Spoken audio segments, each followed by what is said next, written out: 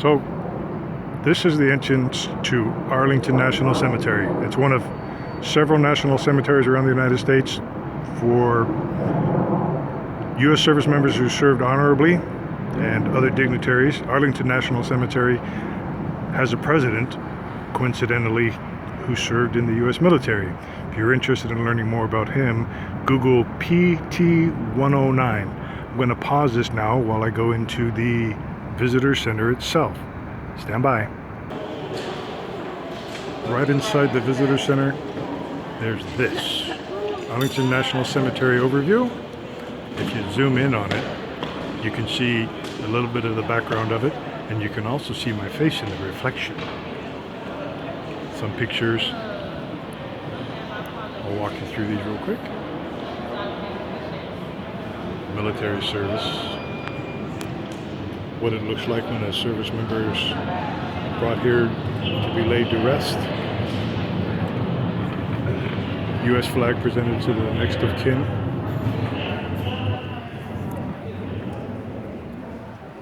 Burial with military honors.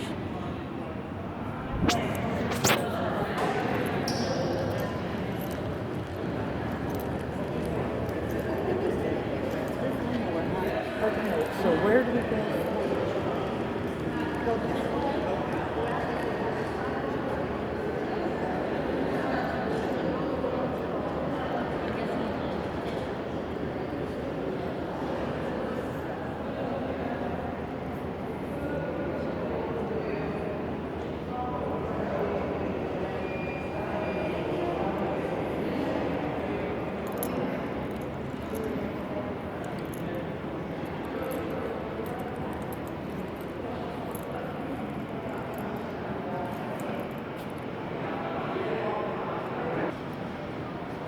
So you see here the ANC Explorer, which is a digital way of looking up grave sites for friends, family, those who came before us, who were laid to rest here.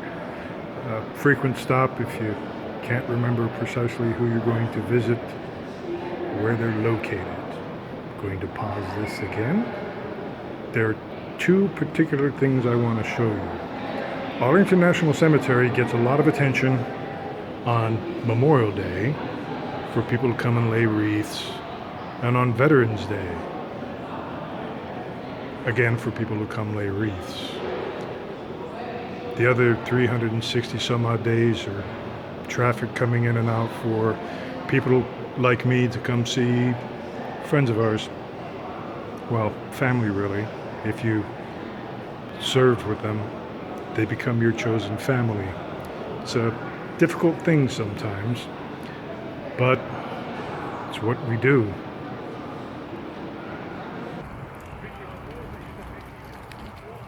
This sign pretty much says it all. Guess it rules out our pool party. Oh well. This sign tells you what you're currently looking at. The Women's Memorial at Arlington National Cemetery is currently undergoing a little bit of work, as you can see. It's a work in progress, just like all of us. Now I'm going to gently walk my disabled self on up to see a president's gravesite and the tomb of the unknown soldier, which should actually be tomb of the unknown service member, but that's just me. Stand by. So while I'm making my way slowly up a long winding road, quick view. All of those white markers, those are headstones for U.S. military members. Doesn't matter race, religion, gender, any of that stuff. This is not a political location. This is where we come to honor those who gave their life for this country. Puts it pretty clearly. Okay, back to walking. Please stand by.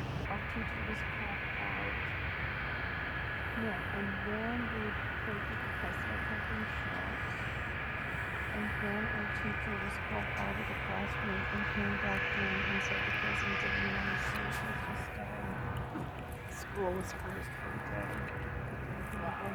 And then she goes into hers. And so for some of us, for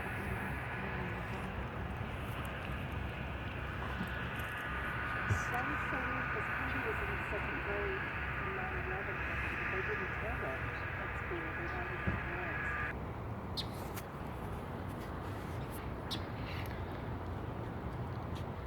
So,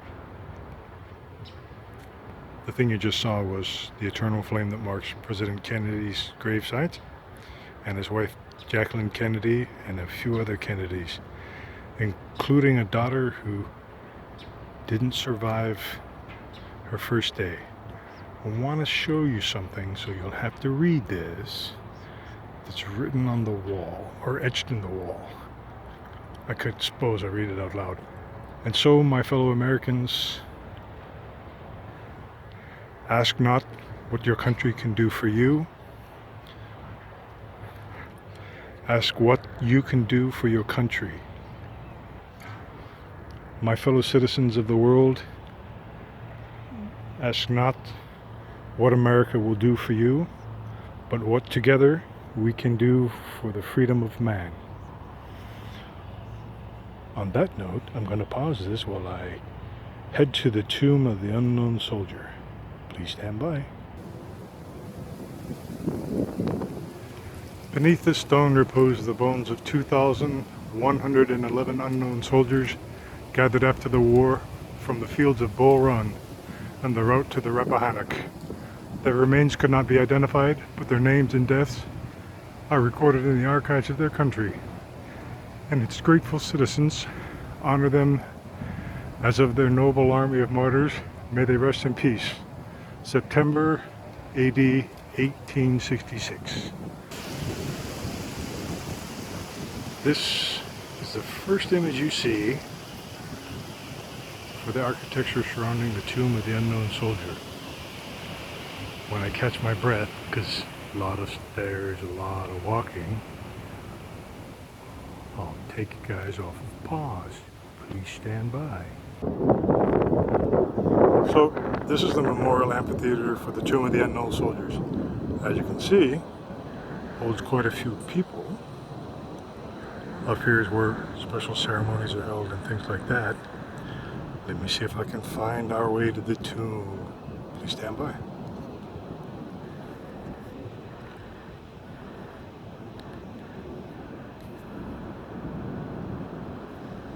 Good.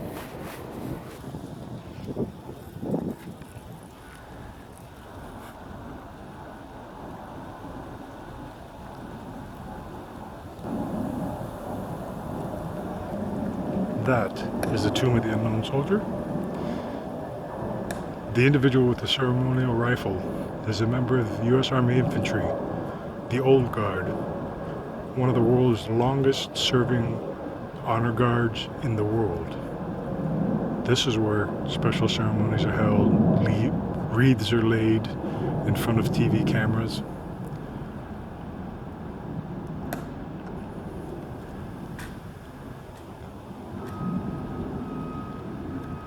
And in case you're wondering, that sharp pointy thing at the end of his rifle is a bayonet.